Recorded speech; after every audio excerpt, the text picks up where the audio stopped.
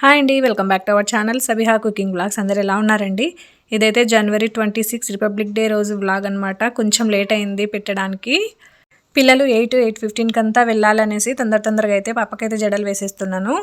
రిబ్బన్స్తో ఇలా సగం వరకు అయితే వేసుకోవాలంట, అందుకు సగం వరకు అయితే వేసేసాను. మా పాపకైతే హెయిర్ అయితే చాలా ఉండేదండి, ఎందుకో ఈ మధ్య అయితే మొత్తం ఊడిపోయింది. ఇప్పుడైతే కొంచెం మేలన్నమాట, కొంచెం బెటర్, బాగానే ఉంది. ఇంకా తొందరగా అయితే రెడీ అయిపోయి టిఫిన్ చేసేసి స్కూల్కి అయితే తొందరగా అయితే వెళ్ళిపోతున్నారు. స్కూల్ వ్యాన్ అయితే మా ఇంటి దగ్గరికి అయితే లేదనమాట, వేరే స్కూల్లో వ్యాన్స్ మొత్తం అయితే ఉన్నాయి. మా పిల్లల స్కూల్ వ్యాన్ ఒక్కటే లేదు. మాకు ఇంకా ఉదయమే మా హస్బెండ్ అయితే వదిలిపెట్టేసేయాలి, మళ్ళీ ఈవినింగ్ అయితే పిలుచుకొని రావాలి. మళ్ళీ వాళ్ళు 11:30కి 12కి అలాగైతే వస్తామని చెప్పిండ్రు. అంతవరకు అయితే నేనైతే అన్నంకు పెట్టేశానండి, బియ్యం కడిగేసి పెట్టేశాను. ఇంకా అందులో కర్రీ కోసం అయితే ఏమున్నాయని ఫ్రిడ్జ్ తెరిచి చూస్తే క్యారెట్, క్యాబేజీ, క్యాలీఫ్లవర్, పచ్చిమిర్చి అవి అయితే ఉన్నాయి. ఇంకా కర్రీస్ వద్దులే అనుకుని ఇంకా పిల్లలైతే రోజు ఏదో ఒక కర్రీ, పప్పు అవైతే తీసుకొని వెళ్ళిపోతారు కదా. పప్పుచారు అయితే వాళ్ళకు క్యారెట్కి పెట్టడానికైతే వీలు ఉండదనేసి ఇంకా ఈరోజు అయితే పప్పుచారు చేసేద్దామనేసి ఇంకా పప్పుచారుకి అయితే పెట్టేస్తున్నాను. ముందుగా బ్యాళ్ళు అయితే కడిగి పెట్టుకున్నాను, కంది బ్యాళ్ళు. తర్వాత ఒక 2 టమాటాలు అయితే దాంట్లోకి సన్నగా కట్ చేసి అయితే వేసేసుకున్నాను. పప్పుచారులోకి మునక్కాయలు వేసుకుంటే ఇంకా బాగుంటాయండి. ఇంకా ప్రస్తుతం నా దగ్గర అయితే మునక్కాయలు లేవు. పప్పుచారు నా స్టైల్లో ఎలా ఉంటుందో చూసేయండి. టమాటా పండ్లను అయితే ఇలాగా 2 టమాటా పళ్ళను తీసుకొని కొంచెం లావుగానే ఇందులోకి వేసేసుకున్నాను. తర్వాత ఒక 1/2 టేబుల్ స్పూన్ పసుపు కూడా ఇందులోకి వేసేసుకోవాలి.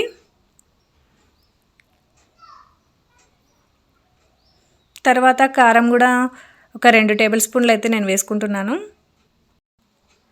చాలామంది చాలా రకాలుగా అయితే చేస్తారు, నేనైతే పప్పుచారు ఇలాగే చేస్తాను. కారం వేసిన తర్వాత కొంచెం ఆయిల్ వేసేసి ఒక చిన్న మీడియం సైజ్ ఉల్లిపాయనైతే కట్ చేసి అయితే ఇందులోకి వేసేసుకుంటాను. ఆయిల్ వేస్తే మనకు పప్పు అనేది పైకి పొంగకుండా అయితే ఉంటుంది, అందుకే నేను కొంచెం ఆయిల్ అయితే వేసుకుంటే మనకు పప్పు అనేది పైకి ఇలా పొంగకుండా అయితే ఉంటుంది. ఇంకా పప్పుకైతే రెడీగా పెట్టేశాను. తర్వాత ఇంకో పక్క అయితే అన్నం అయితే ఉడికిపోయింది. ఇంకా నేనైతే గంజి అయితే కాంచేస్తున్నానండి. తర్వాత చింతపండు గుజ్జు కోసం అయితే నేను చింతపండును నానబెట్టేసుకుంటున్నాను. ఇంకా మనకు పప్పు ఉడికే లోపల అయితే చింతపండు కూడా బాగా నానిపోతుంది. పప్పు అయితే ఉడికిపోయింది బాగా.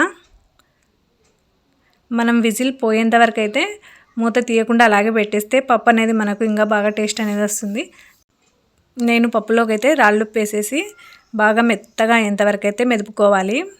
ఈ పప్పులో కొంచెం పలుకులు ఉంటే అంతగా బాగుండదు, అందుకు బాగా మెత్తగా అయితే ఎనుపుకున్నానండి. తర్వాత మనం చింతపండు నానబెట్టుకున్నాం కదా, ఆ చింతపండును కూడా బాగా పిసికి ఆ గుజ్జును అయితే ఇందులోకి వేసేసుకోవాలి. చింతపండు కొంచెం ఎక్కువ వేసుకోండి, టేస్ట్ అయితే పుల్లగా చాలా బాగుంటుంది.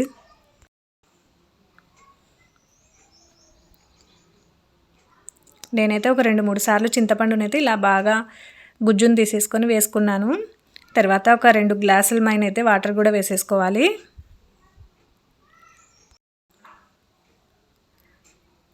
రెండు గ్లాసుల నీళ్ళు అయితే పోసుకున్నాను.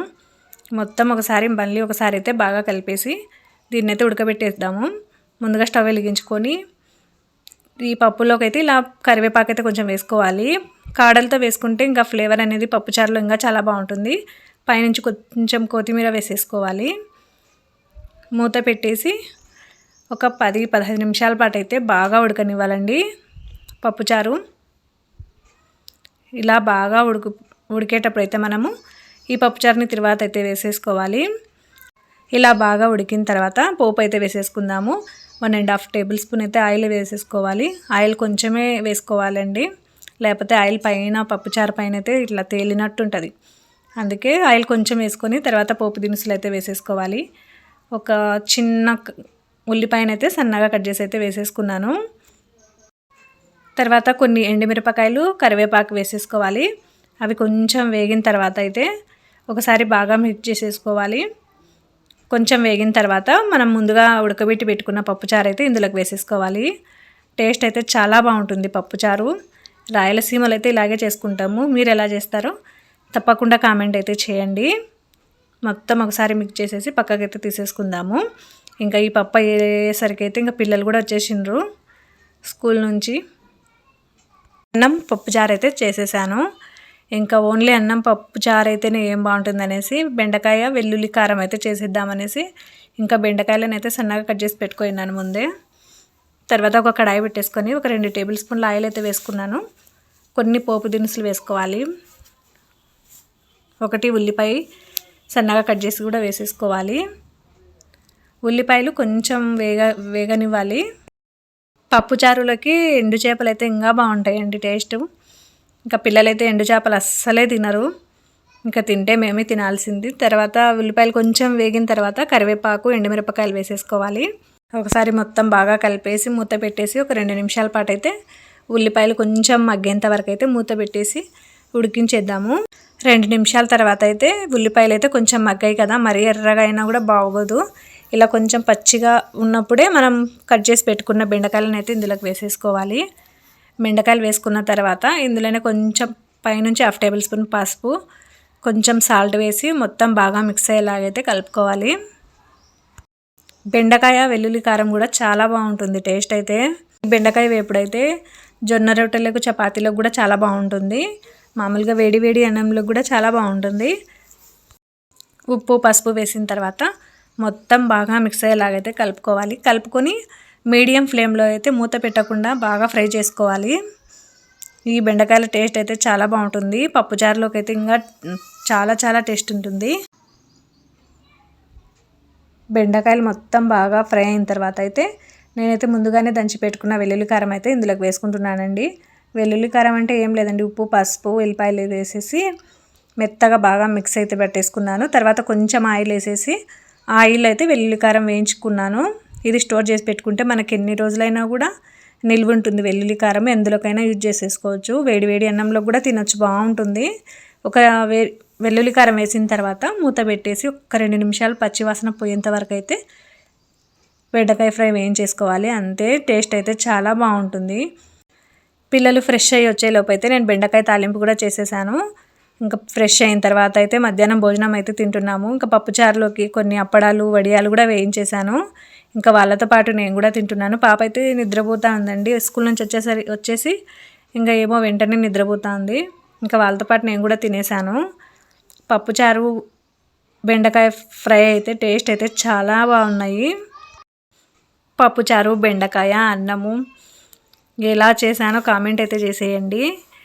కొన్ని వడియాలు అయితే నేను ఇంట్లోనే పెట్టాను. అవి ఇంకా అన్నం తిన్న తర్వాత అయితే కొద్దిసేపు అయితే రెస్ట్ తీసుకున్నాను. రెస్ట్ తీసుకున్న తర్వాత ఇంకా సామాన్లు అయితే ఇన్ని ఉన్నాయి, అంట్లు మొత్తం కడిగేసుకుంటున్నాను. పిల్లలు స్కూల్కి వెళ్ళిపోతే వాళ్ళకు క్యారెలు ఉదయమే కట్టేస్తాం కాబట్టి పని అయితే తొందరగా అయిపోతుంది. ఇలా ఇంటికాడ ఉన్నప్పుడైతే పని ఎంతసేపటికి అస్సలు అయిపోదు. ఇంకా అంట్లన్నీ అయితే ఇలా నీట్గా కడిగేసి పెట్టేసుకుంటున్నాను.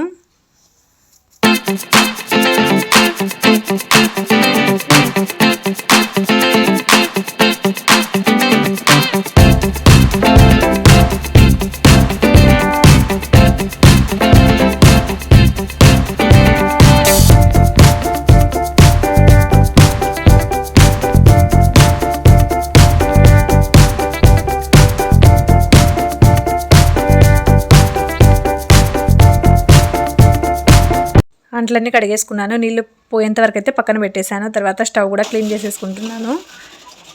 ఈ స్టవ్ అయితే ఎన్నిసార్లు క్లీన్ చేసినా కూడా అది నల్లగా ఉండేది పోకుందండి. ఏమైనా టిప్ ఉంటే చెప్పేసేయండి, నేను అదైతే ఫాలో అయిపోతాను.